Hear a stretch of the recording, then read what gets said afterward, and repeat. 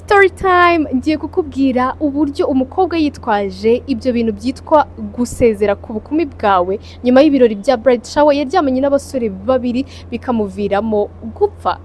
Mu buzima busanzwe iyo umukobwa agiye gushaka aba amaze gufata umwanzuro ko umusore ugiye kumushaka ari we wenyine bazaza baryamana. On the other side umusore nawe akaba yamaze gufata umwanzuro ko umukobwa agiye gushaka ari we wenyine bagiye kujya baryamana. So sometimes muri ibi birori bya bride shower na groom shower niho abantu benshi bakora icyo bita gusezera. Muri story ngiye kukubwira harimo umukobwa umwe n'abahungu batatu. Umukobwa witwa Kevin yaragiye gushakana n'umusore witwa Derek. Kevin abwira Derek ko akeneye gukoresha ibirori byo gusezera ku bukumi bwe bizwi nka bridal shower. Derek rero abyumva neza cyane aramubwira ati mukunzi wanjye icyo ushaka cyose bazaguhe nzishyura. Ntibyatinze rero kera kabaye Kevin ahamagara inshuti ze zose ati muze mu birori byanjye byo gusezera ku bukumi ari byo bridal shower. Byagenze neza rero barariye bararya barifotoza baraseka buri kintu cyose nkuko byari byapanzwe na Kevin.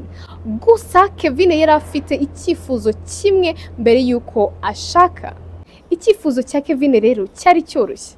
Kevin yari afite icyifuzo cyuko agomba gukora icyo bita threesome mbere yuko ashaka. Threesome ni ugukora iki? Ni cya gihe uryamana n'abasore babiri uri umukobwa umwe. Ako kanya rero muri iyo bride shower nyuma yuko bamaze kunywa no gukora ibindi byose Kevin yahise yigira inama yo guhamagara umusore witwa Olivier wamukundaga yaramushatse gusa yaramubuze. Kevin amaze kumuhamagara yabwiye Olivier icyifuzo cye amubwira ko ashaka ko baryamana. Olivier nk'umusore washatse umukobwa inshuro nyinshi yarayobewe uburyo azamubona, icyo gitekerezo yahise acyumva vuba. Gusa Kevin yahise yongeraho ko kugira ngo aryamane na Olivier ari uko Olivier agomba kuzana n'indi nshuti ye y'umusore. Olivier amaze kubyumva abanza kubyanga. Gusa Kevin amukonvinsinga ko agomba kubikora kugira ngo bose bishimane kuko mu minsi mike Kevin azaba amaze kurongorwa cyangwa se gushakwa. Olivier ako kanya yahise yigira inama yo guhamagara inshuti ye yitwa Simon, gusa Simon akaba aturanye na wa musheri wa Kevin nababwiye haruguru witwa Derek. Well, Simon nawe ntabwo yigeze agorana kubera ko ari bwo bwa mbere yari agiye gukora threesome, yahise avuga ati nta kibazo reka njye kubikora n'ubundi ni yare. So buri musore wese amaze kwemera iyo kondisiyo yari yashyizweho na Kevin ababwira ko bagomba guhurira aho aba apana aho iyo bride shower yari yabereye. Urabizi rero Kigali yacu ni ntoya cyane n'akabebe cyane, mu minota mikeya cyane abo basore uko ari babiri bari bamaze kugera aho Kevin aba mu rugo iwe. Bakihagera buri wese yabanje anywamo no kuvuga utuntu tw'uturikeri tw'utubyeri kugira ngo buri wese yiyumvemo ibintu agiye gukora kandi bize kuba ari ibintu of course bidasanzwe. So baranyweye bamaze kunywa buri wese atangiye kumva ari a little bit tipsy, bahita bajya mu cyumba aho igikorwa cyose cyari giteganyijwe kubera. Ako kanya Kevin yahise akuramo imyenda yose yambara ubusa, mu gihe na Olivier nawe yahise akuramo imyenda yose igikorwa kiba kiratangiye. Ni ukuvuga ngo umusore umwe yinjiraga mu cyumba undi avamo, undi yinjira undi asohoka, gutyo until Kevin yumvishe bidahagije arababwira ati ese mwese mwaje mu cyumba twese tukabikorana. Mbere yuko batangira icyo gikorwa buri wese yari yabanje kunywaho inzoga mbega bose bameze nkaho basinze. So igikorwa rero kirakomeza kirarimbanywa, gusa nanone Kevin akajya akomeza kubabwira ati mushyiremo imbaraga ndashaka kubyumva kurushaho, mukomeze until ibyitwaga uburyohe byaje kumera nkaho bibaye ikuzimu mu minota itarenze 20. Ako kanya Kevin yahise ashiramo umwuka. Olivier na Simon bakibibona bahita bakubitwa n'inkuba. Oh my god, ibaze nawe bino bintu bikubayeho.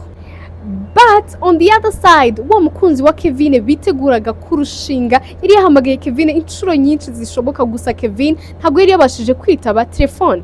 So Derek yahise yigira inama yo kujya iwabo wa Kevin. Ako kanya Derek akinjira mu nzu ya Kevin yahise asanga abasore babiri bambaye ubusa buri arebye neza ku gitanda abona umukunzi we Kevin nawe ameze nk'uwashizemo umwuka kandi noneho yambaye ubusa. Aka kanya ushobora kuba uri kwibaza uti ni iki cyakurikiyeho nyuma y'uko Derek asanze umukunzi we yambaye ubusa yashizemo umwuka ndetse agasanga n'abagabo babiri bambaye ubusa harimo n'umuturanyi we bari mu nzu y'umukunzi we. Derek ako kanya yise agira umujinya yumva ko abo basore babiri bose baje bagasambanya umukunzi we bakamunywesha inzoga ndetse kandi bakanamwica. Derek ako kanya nta kindi yahise akora ndetse kandi nta n'ikindi yari afitiye ubushobozi bwo gukora. Nyuma yo kubona abo bagabo babiri yahise afata telefone ye yiruka cyane ahita abafotora. Amaze gufata ifoto yabo imwe uko bari begeranye ahita yirukankira kuri sitasiyo ya polisi yari iraho hafi ahita ajya kubatanga ngo babakurikirane. Well, nyuma y'igihe gitoya polisi yakoze akazi kayo ifata abo basore uko ari babiri irabafunga, gusa mu by'ukuri nta n'umwe wemeraga ko uwo mukobwa ari we wababwiye ngo baze baryamane, ndetse kandi ko kuba baryamanye bakamwica cyangwa se agapfa atari bo babishakaga.